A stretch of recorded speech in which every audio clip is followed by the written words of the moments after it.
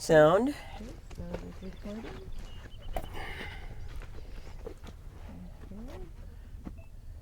Camera is on. Responsibility, June 5th, Scene 1, Take 1.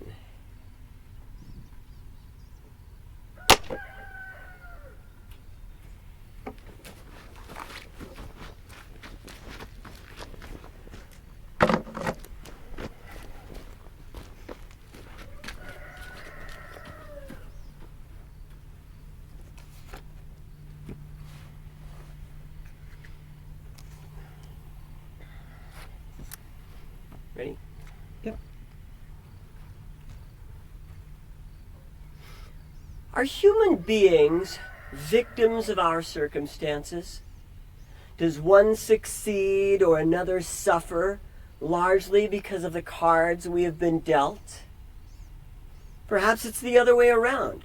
One suffers post-traumatic stress while another experiences post-traumatic growth simply because they choose it.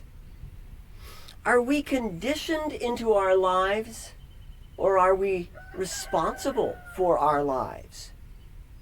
Is what we call a self a product of our past, a feature of our present, a figment of misguided cultural and personal narrative? It gets complicated. I feel like I'm just beginning to explore this topic of selfhood, even though I've been teaching in philosophy and religion classes for many years. It feels like there's way too much material to cover, even just to speak intelligently about self-responsibility. Furthermore, our views on self affect how we approach community, politics, religion, and much more. But I must say something. So, in this video, you'll learn about 3 aspects of the self I find to be important and at least clear enough to try and communicate.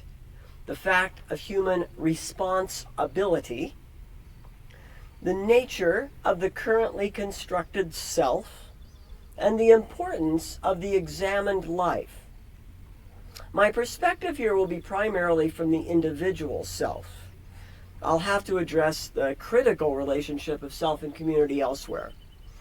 Now, you see, I'm convinced, and why I'm doing this video is that I'm convinced that we all exercise responsibility over our lives all the time. We are constantly constructing ourselves. And the question then is whether we are doing this consciously in an examined life or not.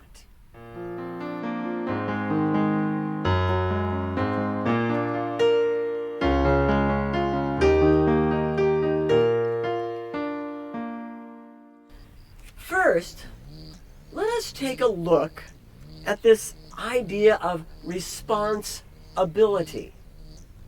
In the mid-20th century, the dominant view of human experience was behaviorism, a theory which explained behavior in terms of a pattern of stimulus and response, with no intervening mediation.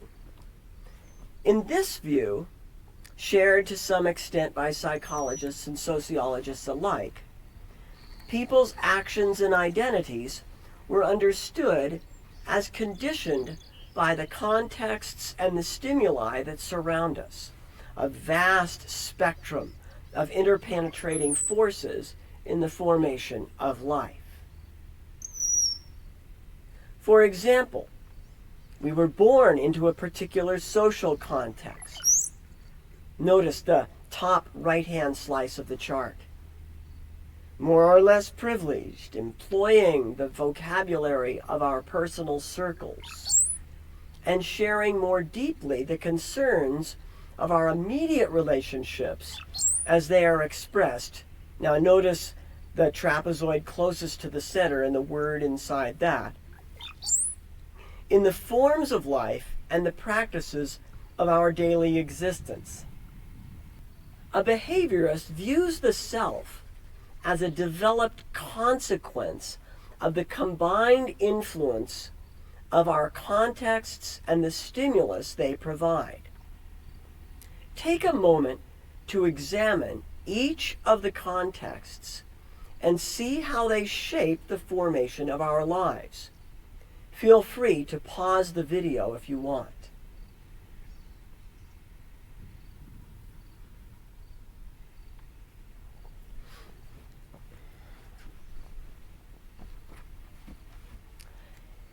Now, that chart makes everything look neat and tidy, and we'll come to the stuff at the bottom of the chart soon.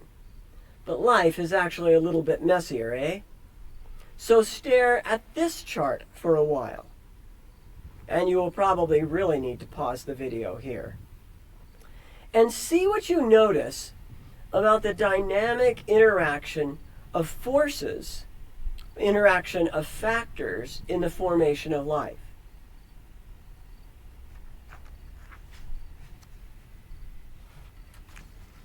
Did you observe how some lines, some influences, were bolder than others?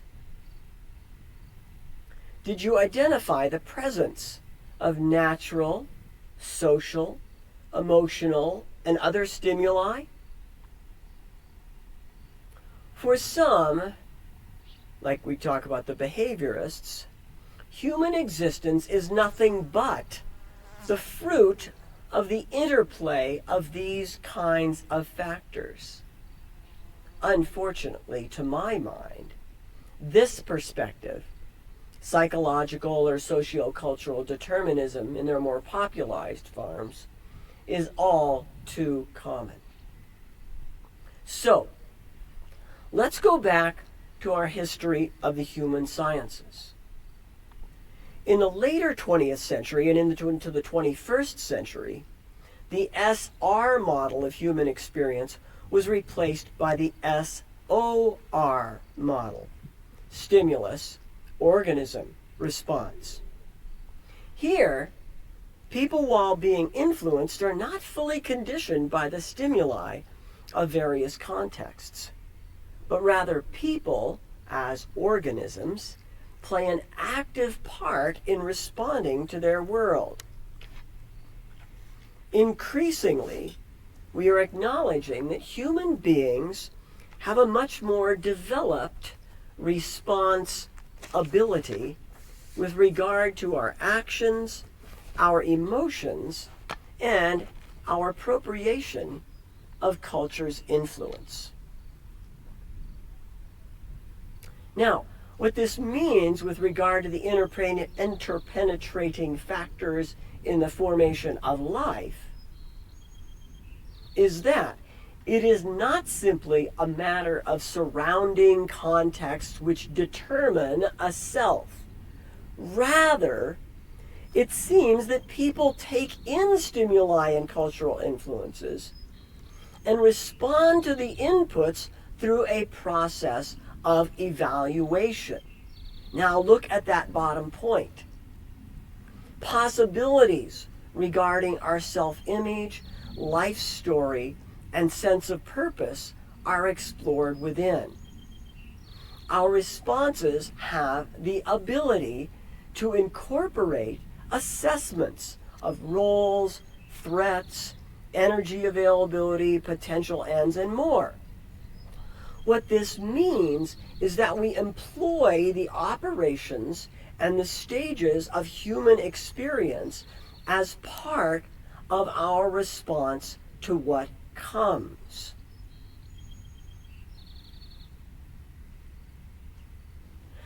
That which emerges within through the dotted line of experiencing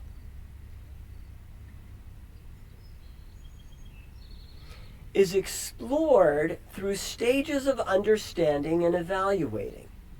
And then, ultimately, we express our response outside ourselves through the dotted line at the stage of deciding and acting, which also then triggers development within ourselves through the process or stage of integrating, and in turn shapes our ability to be aware. We can explore this another way by talking about human individuals or communities ordering life. Now, of course, communities can be selves just like individuals can be selves, but like I mentioned, that's another lecture. Contexts, whether historical or cultural or local or other, anything like that, these contexts provide frameworks of thought, action, language, even a range of ways of thinking about the self itself. We tend to filter our context somewhat through sources we trust: parents, close friends, experts, media, so on. We access our sources as we evaluate the beliefs, values, forms of life, and practices that make up our situation in life. It is through this kind of evaluation that we respond. And in this response, we are constructing a self, reinforcing or rejecting influences and stimuli. Now notice that the self of this current construction is neither the self of the past, what our parents did to us, for example, nor the self of the simple present, we are our psychological type. Our currently constructed self is the product of a construction that moves human experience from the immediate past and just present into the immediate future. Currently constructing a self takes me from who I have been and see myself up until this moment toward who I intend to be the next moment forward. This is the nature of human agency. Our sense of identity, our evaluation of the world, our own consciousness of time, all contribute to this act of current self-construction. We are ordering our lives. And my point is, every human being does this, whether consciously or unconsciously. In fact, it was noticing how people spoke of their just barely conscious manifestations of self-construction that got me thinking about this topic in the first place.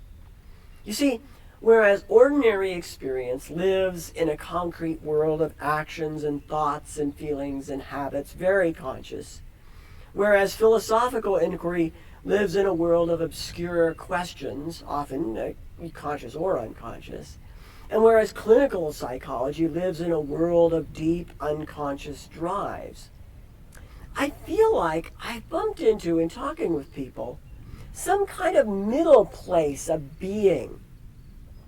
People tell their own stories and highlight some aspects that clearly signify a self they imagine themselves choosing, whether hopeful or out of despair. Other people talk about heroines or heroes, and in doing so, reveal the direction of a constructed self in the making. Sometimes, when talk of vocation goes a bit deeper than just career, there is a hint of a constructed self in the making. Perhaps, I think, maybe this is the place where really good movies are made. I call it the place of the currently constructed self. I find it to be a place kind of just above, just below consciousness, a place which can almost be articulated, but not too clearly. And so often we communicate it in story or metaphor or ritual or these kinds of things. And yet, I wonder, is it perhaps from here that many of us define ourselves most basically? The important thing to see, however, is how responsibility, self-identity, agency, and formation of ordering are all mutually interconnected. We cannot take a step forward with regard to one of these without engaging all of the others. Again, as I mentioned at the start, I am discussing this idea of self-construction and responsibility in a primarily individualistic way. I am aware, however, that community is not only a part of some context out there within which we dwell, but indeed the very notion of self itself in many cultures is rich with communal meaning. Likewise, when I speak of responsibility in this video, I am speaking more about an anthropology of the individual rather than the sense of communal ethical obligation, responsibility, which is central to common human life. All I can say here is that number one, I find human responsibility to be a necessary ingredient of an adequate theory of ethical responsibility. And number two, that we do not acknowledge sufficiently the degree to which self-construction is a navigation really of both individual and community life. So I move on. What I have tried to say thus far is that humans, communities and individuals, while influenced by a wide range of forces, both superficial and profound, are not merely passively determined consequences of those influences. Humans exercise a unique response ability. What we call our self is not merely the product of the past or a static summary of contemporary traits. We actively choose into a self, exercising our ability to respond to circumstances which surround us and define our present and just into the future moment. And the point is that people do this whether we are aware of it or not. Now let me tell you, this is a common lecture in philosophy classes. You may know, you may not know you have a philosophy, but you do have beliefs about knowledge or reality. You may not know how your sources inform your values and beliefs, but they do. You may not know you have core values like safety or tolerance, or you may not be really conscious about them, but your life demonstrates them. You may not know how your practices or how your form of life, which mediates values and practices, define you in terms of others, or you may not just be aware of them. But if you were to look carefully, you would find that to some extent they really do. Socrates pronounced that the unexamined life is not worth living. I don't know if I would go that far. And yet, even couch potatoes or subsistence farmers are at times pressed to examine why they do what they do. You know, why they watch this show or that show, why they plant the way they do. Or who to ask and what signs to trust when it comes to flood or drought for the farmer or other circumstances. When we examine our lives, we enact our agency consciously, correcting anxiety caused by a shallow view of time, reminding ourselves of those sources we trust and those sources that are just merely loud. We pay attention, we ask questions, and then we choose to respond, to construct a self in harmony with that kind of examination. I, for one, think there is a great advantage to this kind of living. We find then that while each of us is shaped by the cards we have been dealt, we also learn that we can learn how to play these cards well. We have the ability to respond. We construct ourselves. We can examine life. And while none of us do this completely purely or consciously, I still think there's value in trying a bit. What do you think?